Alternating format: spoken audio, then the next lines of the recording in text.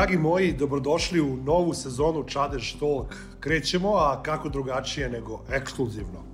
Moja večerašnja gošća je vrlo uspešna žena koja stoji iza najvećeg tehnološkog sajma na svetu, Jitex Global iz Dubaja. To je mesto gde se susreću najveći svetski tehnološki giganti, ali i mladi start-upi koji menjaju pravila igre. Ona je Triksi Lohmirman, izvršna direktorka Jitex Global. A još ekskluzivnija stvar čeka vas nakon završetka ovog razgovora, koji ćemo vidjeti i sledeće nedelje. To je vest koja će promeniti izgled Srbije i koja će našu zemlju staviti na mapu nezaobilaznih tehnoloških destinacija, ali o tome sredinom meseca. Moram da priznam da nikad nisam razgovarao sa osobom kao što je Triksi. Pogotovo jer je ona u jednom trenutku čak i preuzela od mene vođenje ovog intervjua, vidjet ćete i zašto. Znam da ste radoznali da čujete kakve promene očekuju svet u tehnološkom smislu. Da li će svakom čoveku u bliskoj budućnosti biti omogućeno da sam razvija kompjuterske programe? Šta će sve promeniti veštačka inteligencija, a šta nikada neće? I zašto je Srbija prepoznata kao partner Jitex Global i šta znači kada zemlja poput naše dobije šansu da bude deo ove priče? Šta drugo da vam kažem? Uživajte! First of all, Triksi, thank you very much. I'm so honored to have you here in this, we are calling it talk show, but it's actually chat between friends. So normally I invite people who I know and I have a relation to, and for who I think that they can really tell something, but I think I learned a lot from them, and I think other people have to learn a lot of them. And thank you for agreeing to be my guest. Triksi Lohmirman is, how should I put it, power woman, but she's also leader of Jitex Global, which is the biggest technological exhibition in the world. She's also one of the leaders of Dubai Trade Center, World Trade Center. And you know, first, what I wanted to ask you actually is, what is the secret behind Jitex? How it came to be the spot for the global tech community all over the world, and not only to be on the one spot, but now to expand all over the planet. Let's see. You want the secret sauce? You have to pay for it. That's and it. we have the funds from Chamber. But Marco, thank you very much for having me, and it's really great to be here with you and your audience as well. Just to chat through things. You know, the world is moving at a very different pace now. So it's nice to sit down, to be able to reflect, and also see what we can learn from each other to calibrate and move forward. Thank you very much for kind of giving us Jitex the credit that it has now become the biggest tech show brand in the universe. Let's not forget that 45 years ago, Jitex was known as the Gulf IT Exhibition. And when you abbreviate it, it became Jitex. And of course, today we have moved from Gulf IT Exhibition to Global IT Exhibition, and it's still applicable as Jitex. The event itself, you know, when you look at it, is phenomenal in every way. We're trying to build one of the biggest tech show, or even any tech shows out in the desert. Yeah. In a desert as Dubai, as the Middle East, where many years ago, even as recently in the last 10, 15 years, there is no innovation culture. It doesn't have that big scale market, unlike India, China, US, or Europe. Yet, with the support and collaboration with stakeholders around the world, we have been able to build the biggest tech and startup show in Dubai, hosted in Dubai. And of course, in the last 2 years, given the impetus of us wanting to connect the global ecosystem, bringing them closer together for companies to find opportunities in new markets to scale, we have then make the commitment to the global tech industry and said, we will create Jitexes in new, exciting, emerging markets and also in established markets, with a very trusted tech path to now find new opportunities for them to grow and scale. Because if you look at the way how technology is evolving, especially with AI, it's all about co-creation. It's about working together to generate data and learning how to leverage, and yet, it's underlaid and overlaid with regulation, ethics, a lot of different considerations. So you require a lot of collaboration. And in order to do that, you must really connect the dots around the world from the different continents to create and bring the world closer together. So we were very committed in the last 2 years. So in record time, similar to how technology has grown in that breakneck speed, we are able to launch the biggest, highest number of tech shows in different continents around the world in a matter of 2 years. And some of those events have become significant in terms of impact to a lot of companies seeking new opportunities. And that is somehow how we actually started our joint journey somehow 2 years ago, and we came with companies from Serbia and the Serbian pavilion to Jitex, which we are actually for years before regularly attend. But then we saw that it is something amazing happening, that it's not about only exhibition and trade and selling, and it is about thinking in advance about the technology. It's about thinking about collaboration, about partnerships. And somehow then we followed Jitex also, Jitex Asia and Jitex Singapore and Jitex Berlin and Jitex Europe and other places. And that actually happened, as you mentioned, in the last 2 years. How do you think that actually now, having in mind that also 2 years ago when we first met, the world was totally different for the technology than the world we are living 6 months ago or today? How you see actually the development that we are living in today? I think the rules have changed, and I keep focusing on 2 points. With the advent of AI, it has really leveled the playing field for a lot of companies and countries and cities in the world.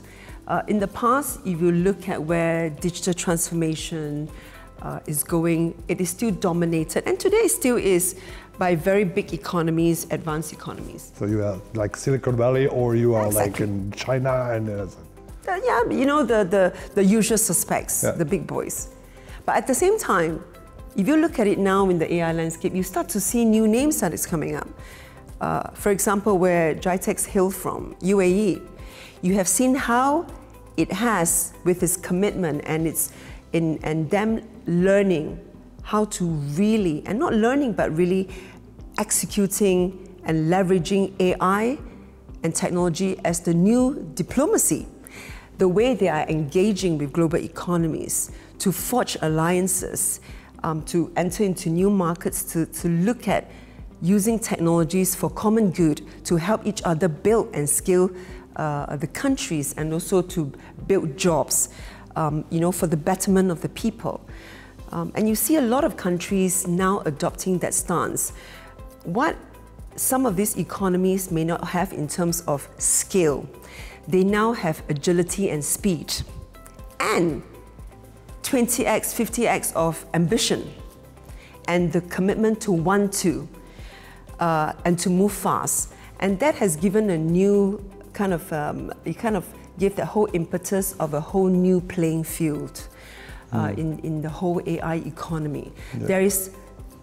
There is a tremendous sense of urgency. There's great desire. There's great FOMO of missing out, because a lot of countries and cities are also accountable to their people to make sure that they're empowered. They find new opportunities to be relevant in the new AI economy. Otherwise, they're going to start losing a lot of talents and a lot of investments. And also, we are going to move from just a digital economy to an AI economy, and very soon, a green AI economy. In order to be able to do that, they understand that you cannot look at the previous paradigm going by that steps. Step 1, step 2, you can't. You have to break some of those rules and fast track. Look at Serbia, the phenomenal advancement and the projects and the engagement Serbia has on the global stage. Congratulations to yourself. You hosted the Global Partnerships of AI conference last year. Serbia has rightly claimed that whole global leadership, and Serbia has that seat in the big table to be able to engage big superpowers to have its say and its influence on AI policy. You look at the talents that's coming out from this part of the world, it's phenomenal. I think just looking at the Jitexes that we have run across the world, Serbia is now emerging because you see them winning at our supernova competition and pitches, where maybe 10, 15 years ago we don't really see that. So that has come about because of finalist in Europe, third place absolutely. In Asia. And you guys have become a formidable force because there's a lot of collective, unified action coming from economies and countries like yourself that's moving fast, a lot more coordination, and so the competition is now real for Serbia and many emerging and rising economies to now have its claim and its stake in the global AI economy. And I think that's great news for big nations and also very young, ambitious countries. I will come back afterwards to your more thoughts about in your experiences with Serbia and your feelings after being here, not for the first time.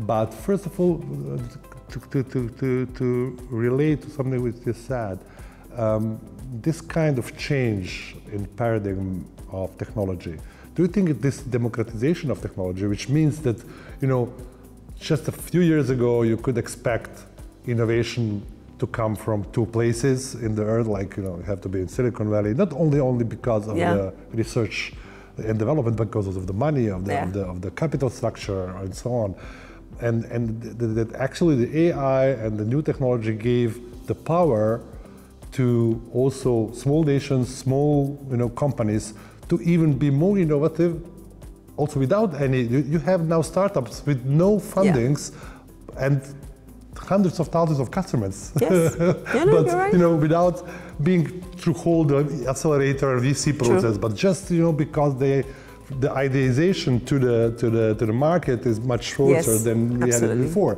On one side, this is the happy side of this, let's say, revolution that we had in the last 2 years. On the other side, how do you cope and how do you think about possibility of parallel worlds, like dividing, let's say, West and East, and not really looking together in what we are doing? Technology, if you look at any startups now, you do not find a group of startup founders being homogeneous in every sense. You could have founders coming together, talents from India and then with Chinese, Serbia, Vietnam, coming together, they co-create, they could set themselves up in another country, another jurisdiction that is where the environment is conducive for them, and they will have investors coming from different countries, and then they export the technologies and find new markets somewhere else. Yeah. As you can see, it is never fixated on and located in any one country or any one continent. And this is the power of tech. It's really transcending borders, politics, and it's really cutting through ethnicity. If you look at the power of that, and given the fact that AI is now into becoming a big open source of power, the democratization of that is now falling in the hands of people who could be sitting in their bedroom and coding. I once heard from the World Government Summit in the UAE, when you had a futurist was talking about how coding will change in the next few years. It's no longer about you and me having to take lessons, because very soon you'll be able to code in English. Oh. The new computer language is English. For example, and that day will come. Look at the speed of change. So in parallel, whether it's the East or the West, whether it's the North and the South, I think nobody really can tell where the world is going. I mean, if you can speak to any of the big OpenAI company, they don't know because the co-creation process is ongoing. But I think what is important to know is always about the regulation, versus innovation. That equilibrium must be balanced to be able to give an environment that is conducive and empowering for companies to be able to now operate in a new environment and still have the speed, yet they still have the framework of caution to be able to then create things that are good, that will benefit the world. We keep saying in Europe the regulation is heavy. Even Jensen Huang recently has mentioned that Europe needs to be cautious about the regulations framework that is being put in, that it must be enabling and should not be debilitating for companies. So those things, I think everybody has to reimagine and imagine and kind of improvise as they go along. Maybe just on this note, Marco, is interesting for me to be here and see that phenomena change and evolution that's going on in Serbia.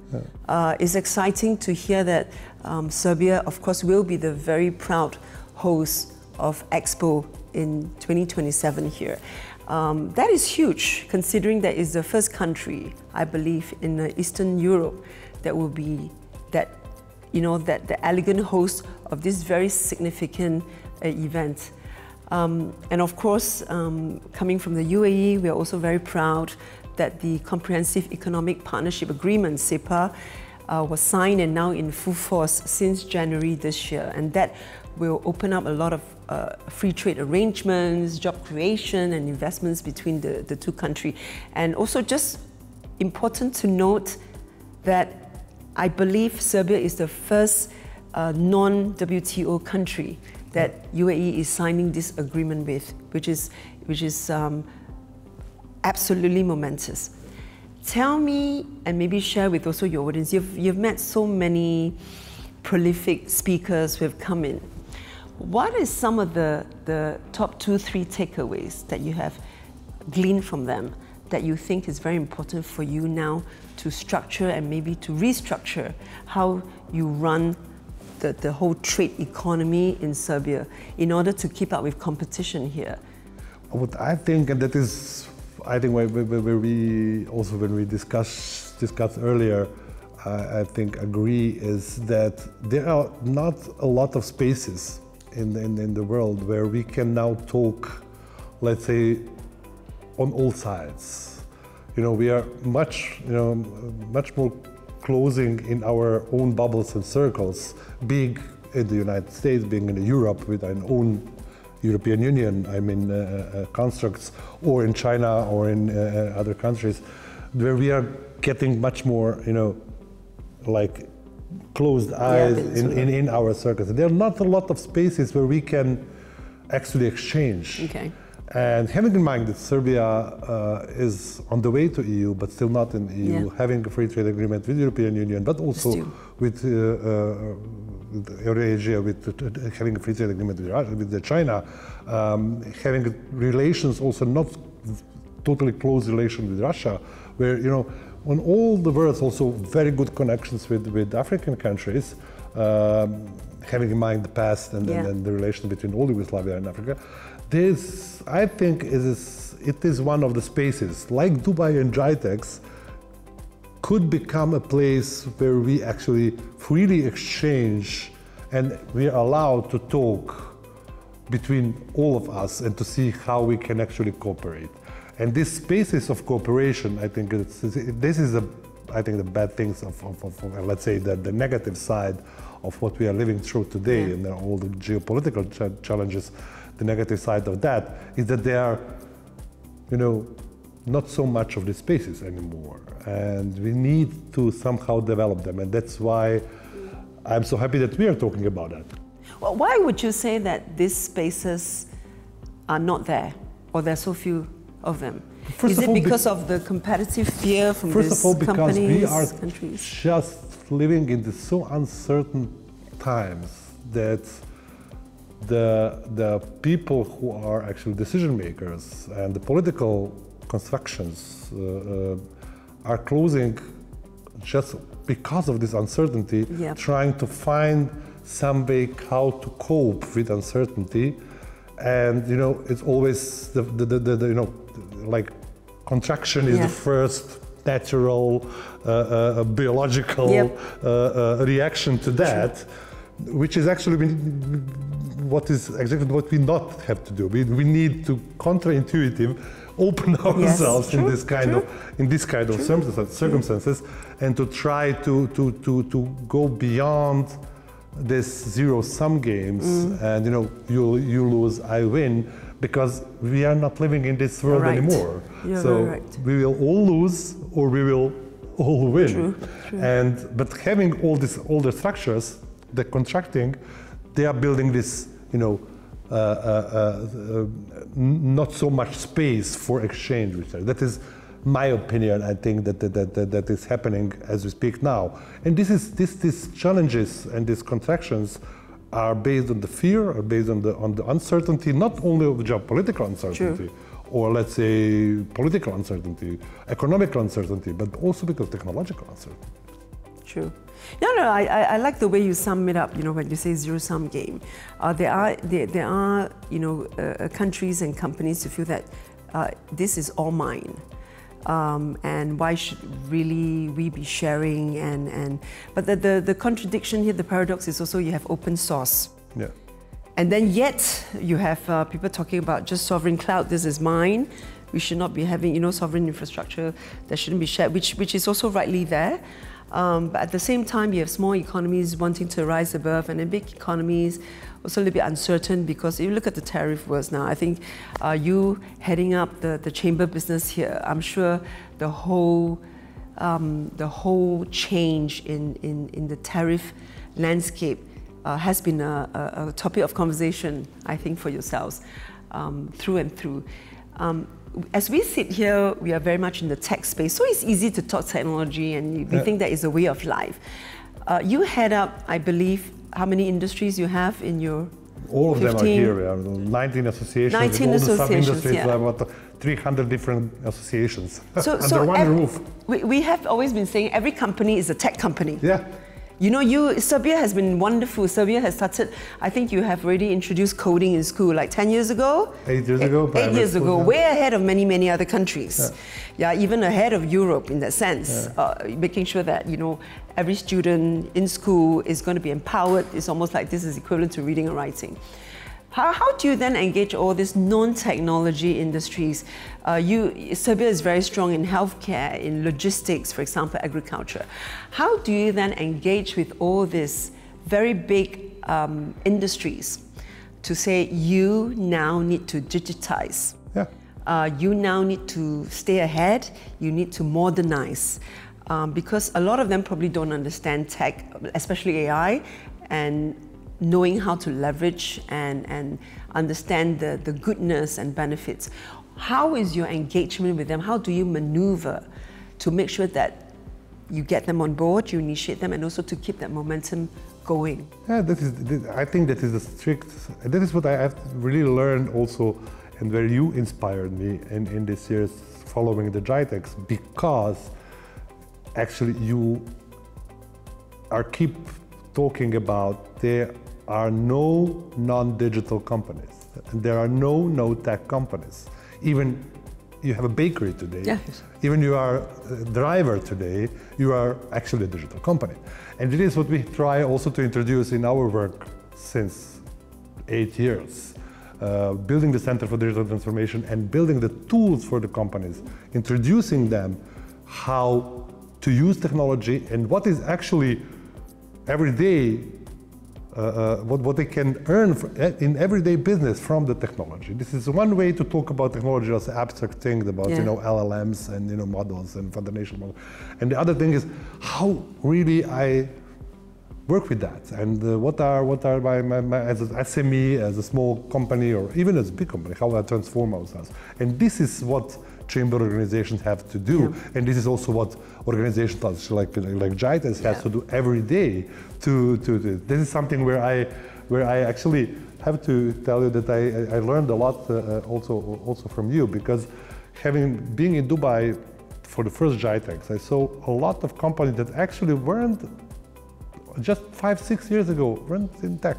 Were traditional industries, and then realized and moved in the technology business. And this is what actually is the most important, to have this bridge, because you can not run parallelly, like traditional industry and new or digital industry. There is no such thing. It is one thing. There is only one industry. It doesn't exist and this anymore, industry is digitalized, or it is not existent anymore. True. So basically, this is the only way to think about it, and this is why we want to cooperate, and we are, in every aspect, want to be part of the Jitex narrative, Jitex story.